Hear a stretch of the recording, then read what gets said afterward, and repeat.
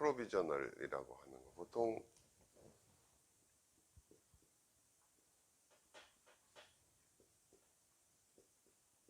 뭐 굳이 번역을 하자면 이렇게 할 수 있어요. 잠정적으로.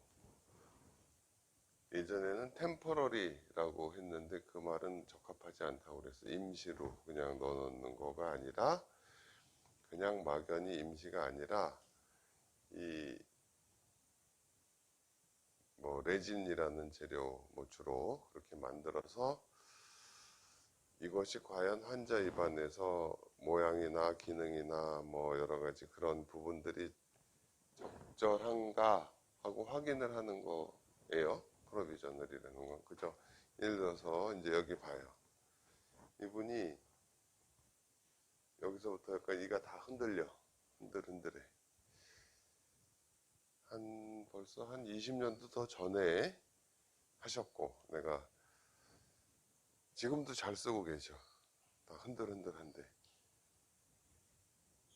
뭐 이렇게 새가 벌어지고, 이 틈새도 나오고, 이거를 어떻게 만들어줘야 되나. 그냥 쉽게 우리가, 글쎄요, 일반, 보통 치과에서 어떻게 하는지 몰라도 그냥 이를 갈아서 한 번에 쭉 연결해 버리겠다 하고서, 흔들리니까 서로 쭉 연결하겠다 하고선 기공소에다 맡겨서 갖다 그냥 끼워주죠. 그렇게 할 수도 있겠지? 그지? 보통들 그렇게 많이 하기도 할 거예요, 사실은. 그냥 기공실에 맡기는 거야. 기공소에 맡겨. 근데 그러면은 이분 그 모양이 이분한테 적합할지 안 할지 확인도 안 돼. 그냥 그 경험 많은 기공사의 감각으로 해온 걸 그냥 갖다 끼워주는 셈이 되겠죠, 그죠? 다음에 그래서 이렇게 프로비저널이라는 거를 이건 내가 다 만든 거예요. 펄리싱은 좀 덜 돼 있지. 이렇게 하면 모양이 괜찮겠다. 그렇게 모양은 이렇게 딱 보면 알아요. 우선 뭐 이런 틈새가 메꿔지고 뭐 여러 가지로 환자분하고 이제 상의를 해가지고 이렇게 외적인 거를 보는 거, 그런 걸 확인을 해야 되잖아요. 그죠? 그죠? 그거를 외면 컨투어 잡는 거 어렵잖아. 어렵지? 눈이 많이 생겨야 돼. 지적받고 여기로 봐요. 근데 자꾸 하다 보면 그 다음에 한 번에 다 딱 보여. 어디를 손봐야 이게 모양이 나오겠구나 하는. 그런데 여기 봐봐요. 잠깐 이걸 내리고 이렇게 봐봐. 여기, 여러분은 그냥 마스크 끼고 있어도 돼. 여기 봐. 마스크 끼고 계세요? 여기 보세요. 이렇게 그전에도 한번 해봤나? 이렇게 앞니하고 앞니가 닿게 한번 해봐. 속에서. 그러면은 앞니 끝만 다? 저기 잘 안 되는 사람도 있어. 이 사람 같은 사람은 좀 잘 안 돼. 그리고 이를 이렇게 보통 이제 동양 사람들이 이렇게 앞니를 밀면 어금니가 안 닿고 여기만 닿나? 어때? 앞니만 닿아? 여기는 어때? 어금니도 닿는 게 있어? 이렇게 해도 그거는 뭔가 문제가 있는 거예요. 어때? 여기는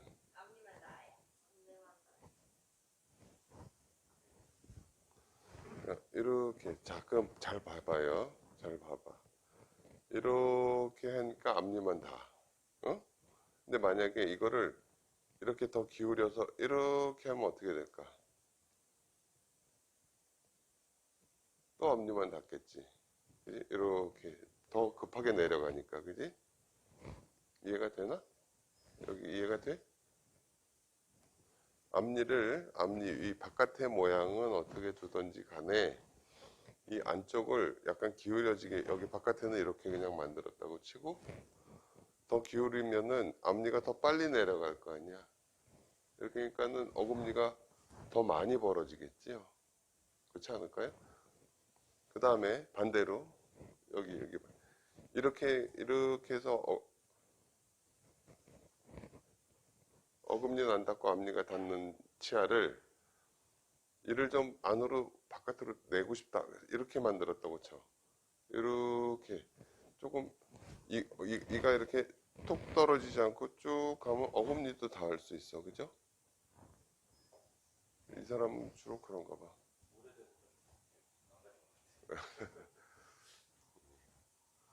네, 그렇게 생각할 수도 있어요. 근데 그냥 재미로 다 우선 이해를 해야 되니까 여기 봐요. 우리가 이 바깥의 면에 대해서 형태를 잡는 것도 되게 어려워했잖아, 그지? 그런데 여기가 이렇게 돼가지고 아랫니가 여기 있다가 이렇게 쭉 여기로 내려가니까 앞니만 닿고 어금니는 안 닿아. 어? 그런데 만약에 이걸 그대로 두고 여기를 이렇게 만들었다고 치자. 그러면 아이고 여기는 그냥 닿아야지. 여기를 이렇게 만들었다고 치자고요. 그래서 앞니가 일로 가면 어금니가 닿을 수도 있어. 이렇게 사람이 앞니 끝과 끝을 물면 어금니는 안 닿게 돼 있거든. 그렇게 돼 있어요. 그치? 그리고 요즘에는 또 많이들 이를 이렇게 서양 여자들처럼 안으로 이렇게 들어가게 되기를 원하는 경우가 참 많어. 조금 이렇게 뻗어 있는데. 그래서 그냥 이를 좀 이렇게 만들었다고 치면 어떻게 돼? 일로 푹 떨어지니까 어금니가 더 안다. 그런데 이 사람은 원래 여기다가 이가 갈 때 이렇게 가던 사람이야. 그런데 이걸 경사를 팍 지게 만들어서 이렇게 만들어 놓으면 만약에 이렇게 만들어 놓는다고 치면 이 아랫니가 일로 못 가니까 일로 쭉 내려가면 좋은데 이렇게 가던 게 메모리가 돼 있어 가지고 금방 그렇게 안 돼요. 이걸 이렇게 놔도요 자꾸 일로 가려고 그래요. 일로 가려고 그러면 어떻게 돼? 여기가 만약에 세라믹이고 PFM이고 이건 자연치다 그러면 자연치아가 이렇게 여기가 자꾸 달아버려. 자꾸 이렇게 원래는 이렇게 쓱쓱 가던 것을 확 기울여 놓으니까 가려고 하면서 이거는 닳지 않고 이게 달아버려. 그러니까는 상악 전체를 이렇게 모양을 내서 한 경우를 보면 하악 전체들이 이렇게 마모가 돼 있는 경우들이 많아요. 그러니까는 무슨 얘기를 하고자 하냐면 우리가 이 바깥의 면에 대해서 그렇게 힘들어 했지만 사실은 이 안쪽 면의 형태가 또 굉장히 중요하다는 거예요. 어? 이해가 돼?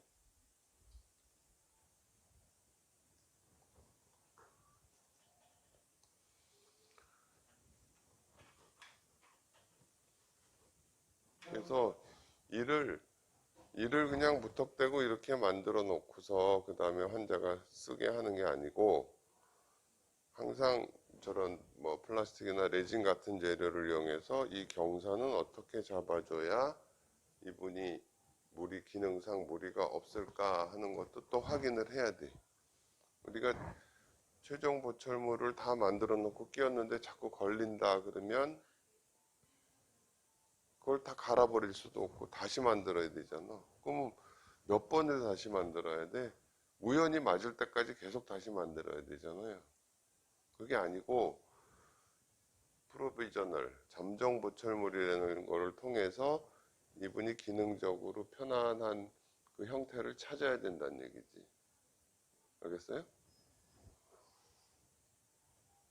처음에는 이게 걸리적거린다 하고 가지만 자기도 모르게 뭐 밤에 잘 때도 그렇고 이를 이렇게 자꾸 답답하니까 밀어내다 보면 이게 이렇게 짧아져 버려요. 걸리적거리던 걸 갈아 없애게 된다고. 그러니까 이게 외형뿐 아니라 그 교환. 그래서 오늘은 그냥 개념적인 것만 좀 얘기를 할게요.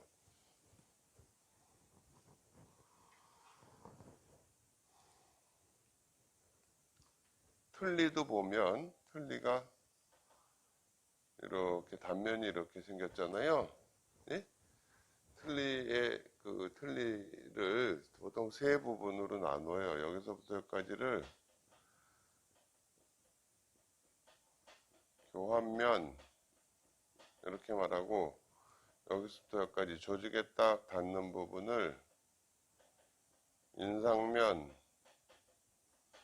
이렇게 말하고, 여기서부터 여기까지를 연마면 이렇게 표현을 해. 적어둬도 좋아. 인상면이라는 것 때문에 조직하고 잘 붙어서 안 빠지게 하는 거잖아. 여기 봐요. 그죠? 그 다음에 여기는 교환면이 또 그 환자의 교합 상태랑 맞아야지 음식을 씹을 수가 있겠죠. 그죠? 결국은 씹으려고 만든다고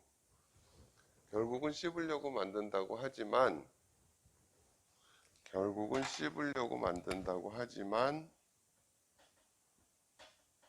씹기는 씹히는데 모양이 너무 안 좋다 그러면 그거를 또 받아들이기가 쉽지 않잖아요. 그러니까 이 연마면이라는 거는 심미적인 거를 담당하는 부위다. 인상면이라는 거는 뭐 부착, 달라붙어 있게 만드는. 그러니까는 예를 들어서 보철 그러면 우리 몸에 이렇게 상실된 부분을 대체해주는 인공물, 그게 보철이거든. 그러니까는 팔이 없어서 의족을 만들었다. 이것도 보철이라고 그랬잖아요. 의안을 만들었다. 보철이. 그러면 팔이 이렇게 기능을 할 수 있어야 되잖아요. 기능이 있어야 되고, 그죠? 근데 예전처럼 이렇게 뭐 쇄골창이 2개 이렇게 있으면 엄청 보기 흉하잖아요. 그러니까 모양도 갖춰줘야 되고, 그죠? 그 다음에 이게 여기 달라붙어 있을 수 있게 해줘야 되잖아요. 그러니까는 보철물이라는 건 항상 기능과 심미와 어떤 부착할 수 있는 방법에 대해서 생각을 하는 거라는 거예요. 그래서 이거를 한꺼번에 딱 맞춰서 만들기가 어려우니까 우리가 보통 최종 보철물 이렇게 얘기를 하지만 이거 영어를 제대로 번역하자면 영구 보철물 이렇게 번역하는 게 맞을 거예요. 최종이라는 거는 우리가 이제 보통 파이널이라고 이렇게 쓰는데 왜 그런지는 모르지만 어쨌든 이 표현은 적합하지 않다. 이렇게 미국 교과서에 돼 있어. 영구 보철물 뭐 이걸 섞어서 쓰기도 해요. 그런데 이런 어떤 부착이라든지 심미적인 거라든지 기능적이라든지를 이게 다 만족하느냐 안 하느냐 하는 거를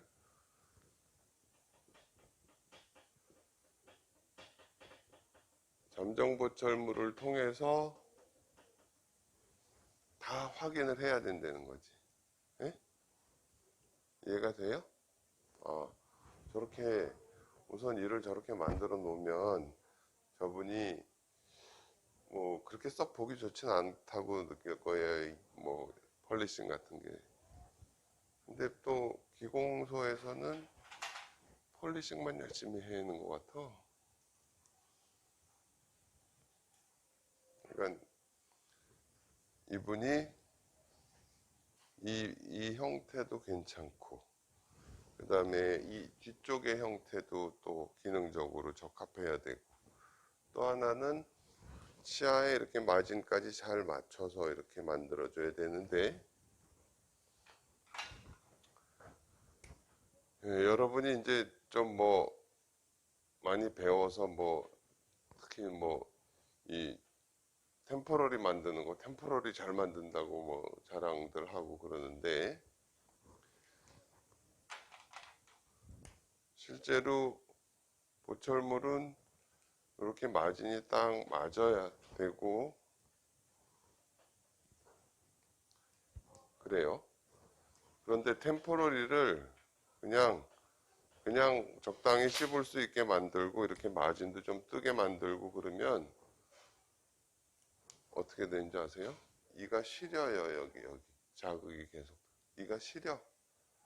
한번 자극이 들어가 가지고 시려지면 다시 회복이 안 될 수도 있어요. 그러니까는 템포러리 만들 때도 이 마진을 정확하게, 물론 우리가 이거는 이제 뭐 골드라든지 세라믹이라든지 좀 단단한 재료로 만들고 위에는 플라스틱이니까 여기를 얇게 하다 보면은 잘 망가질 수가 있으니까 조금 두껍게 할 수는 있어. 그런데 전혀 모양과 상관없이 이렇게 턱 여기 마진 안 맞고 이러면 그 프로비저널로서의 기능을 많이 못하는 거예요. 예? 그러니까는 어금니도 사실은 마찬가지고요. 모든 거는 다 이 프로비저널이라는 거를 만들어서 이런 모양과 뭐 기능과 이런 것이 이분한테 적합하다 그러면 딱 그렇게 얘기를 해. 보철을 프로비저널로 다 확인을 하고 재료만 오래가는 단단한 재료로 바꿔주는 거야. 재료만. 이게 최종 보철물하고 거의 똑같아야 되는 거예요. 근데 임시니까 대량 만들어주고 나중에 나오면 끼고 그거는 옳지 않은 생각이에요. 아시겠죠? 그러니까는 이 프로비저널이라는 거가 중요하다는. 그러니까는 보철을 전공하고 한 사람들은 이 프로비저널 단계를 거치지 않을 수가 없어요. 그 뭐 수술만 이렇게 한 사람들이 임플란트를 막 심어 놓고서는 그냥 알아서 보철 만들어 와라. 모르면 그렇게 할 수도 있을지 모르겠는데 내용을 알면 도저히 그렇게 못해요. 기능도 모양도 뭐.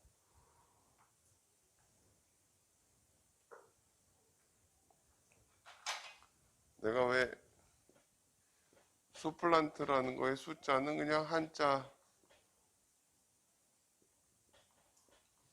임플란트 보철을 하면서 임플란트가 참 좋은 치료법이다. 그런데 이렇게 뛰어난 임플란트라는 거는 턱 봤을 때 자연치아하고 구별이 안 될 정도로 회복을 시켜주는 그런 뜻으로 생각을 한 거예요. 그러니까는 이제 여러분이 그냥 어깨 너머로 보고 저렇게 하는구나 이렇게 대충 하면 됐지가 절대 아니라는 거. 그때부터 이제 시작하는 거야. 왜냐하면 어떻게 하는 줄도 모르면 아예 만들 수도 없는데 저렇게 하는구나 하지만 저렇게 하는데 어디를 어떤 조건을 갖추게 만들어 줘야 되겠구나. 그런 걸 익혀야 돼. 알았어요? 네? 그러니까는 예비 단계에서 다 확인하고 재료만 이제 오래가는 재료로 이렇게 바꾸는 것이다. 그런 개념을 잡고 있어야 돼요. 알았죠? 프로비저널 대충 됐으니까 이거는 뭐 어차피 바꿀 거니까 이렇게 생각하면 안 된다는 거예요. 어쩌면 여러분은 인생 고생하는 길로 가는 거예요. 그렇게 돼요. 남들은 그냥 본 떠서 대충 만들어서 끼워주는데 프로비저널 잘 하고 근데 가끔 문제가 되는 경우들을 보면 그 전 단계를 안 해서 몇 번이고 다시 하는 경우들이 있잖아요. 그리고 봐봐 이게 여러분이 유심히 보세요. 앞니도 그렇고 상악 전체를 쭉 한 사람들이 아랫니가 막 마모가 돼 있는 경우도 있고 그다음에 위든 아래든 어떤 뭐 PFM이든 뭐 했는데 반대측 니가 막 마모가 돼 있는 니가 있어. 그러니까 이게 자연스럽게 안 닿을 때 안 닿고 그래야 되는데 이게 닿으니까 어떻게든지 마모를 시켜서 갈아버리는 거야. 근데 세라믹은 잘 안 닳으니까 내 치아가 두 배로 닳아버리는 거고, 골드는 그런 면에서는 좋아요. 내 치아하고 이렇게 마모되는 정도가 비슷하기 때문에 같이 마모가 된다든지,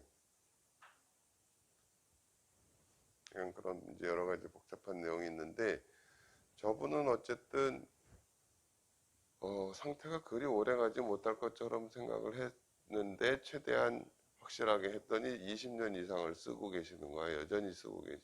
요즘도 가끔 오시는.